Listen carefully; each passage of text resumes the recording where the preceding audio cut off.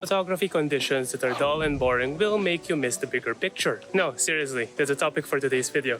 Just hear me out. As you can see, overcast gray skies with little to no atmosphere, so it's not going to look dramatic. Colors will appear dull, just like my personality, and the light is going to be naturally diffused, so things will appear a little bit more flat. And I was trying to think of a joke, but it flat out sucked. I always want to preach that you can take a decent shot in every condition that you are provided. So on a day like this, just avoid the bigger picture. Just forget about taking those wide-angle views that include the boring sky. And by testing out different subject patterns in different weather conditions, you will sort of have like a mental catalog on what to look for or what to photograph on a particular day. And that's actually the reason why I got into street photography quite a bit, because I can't always be chasing those golden hour and epic conditions. And I thought that street photography is one way for me to take more photos and practice a little bit of my compositions, even if I'm given a dull, boring day. But today is going to be a landscape photography vlog, so that's why I'm out here in nature, covered with trees to block out the boring sky. And by the end of this trail, there's going to be like a mini waterfall, and you can find some compositions there. I could go on and on for maybe about 2 seconds and tell you how shooting on a boring day will spark your creativity. That's a bit boring, and really I'm just out because I didn't have a Halloween costume to party, so creepy woods it is. Just want to say that you don't always need to come away with an epic shot every single time.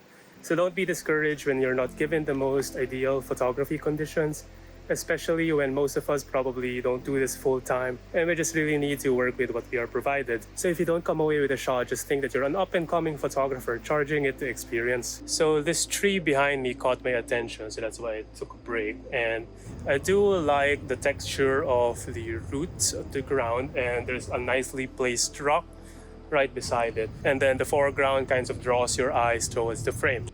But my only problem is the gap in the middle is sort of framing nothing, and also the blown out sky is kind of piercing through the gaps of the leaves, so that might cause a problem in terms of adding distractions in the photo. Let me know what you think.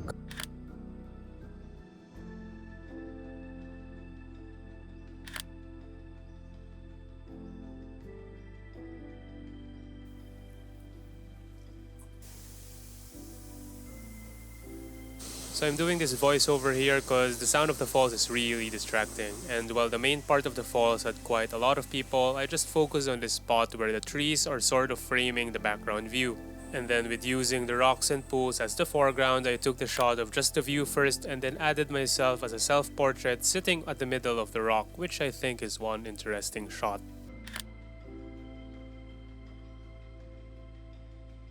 For the main part of the waterfalls, it looks absolutely incredible, and basically my composition was to frame the main flows as the subject and use the streaks as a leading line towards it. Quite a simple composition thought process, and for my preferred settings, I use a polarizing filter to reduce glare from reflected light, and I tend to use a shutter speed of about a third or a fourth of a second to smoothen out and add motion blur in the streams. I know some people who don't like it because it doesn't appear realistic to how our eyes see the scene, but it's photography. Do what you think looks good to you.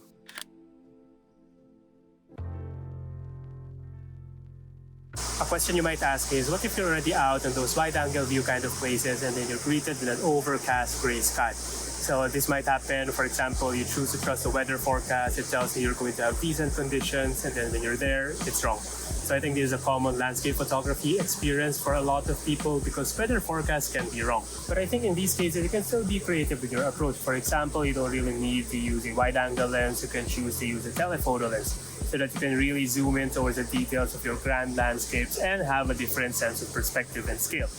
And alternatively, you can choose to do some macro photography. For example, a popular genre in macro photography is shooting for mushrooms. And I think doing a bit of macro photography can help improve your creativity because you're really trying to identify those abstract patterns in the landscape. I haven't really tried it out myself, but maybe one day when I'm feeling uninspired, I'll give it a go. One more approach that you can do in these cases is to use long exposure photography as well.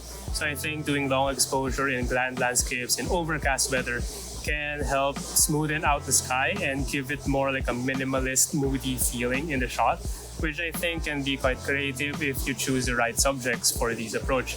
And lastly, you can also choose to shoot in black and white so that you can remove the distractions of muted colors and just focus on the tonality. So even in boring weathers, you can apply different techniques so that you can still come away with a decent shot. So I made my way to another part of the falls down below, and I actually quite prefer it over the falls up there. And I'm actually losing a lot of light right now, so I need to bump up my ISO to like 2500 so that my shutter speed won't drag out too long. Otherwise, the streaks of the water flows will appear big. But yeah, just trying to do some quick compositions. I'm using the trees behind me as a framing. And then I think if I go over there towards the middle part of the falls, then I can also focus in on the water streaks to do as a leading line towards the main part of the waterfall over there. But I think these falls are really nice. My first time seeing this waterfall, so I think I'm going to come back here next time and do it more justice. But now, I think the quick shots will fine.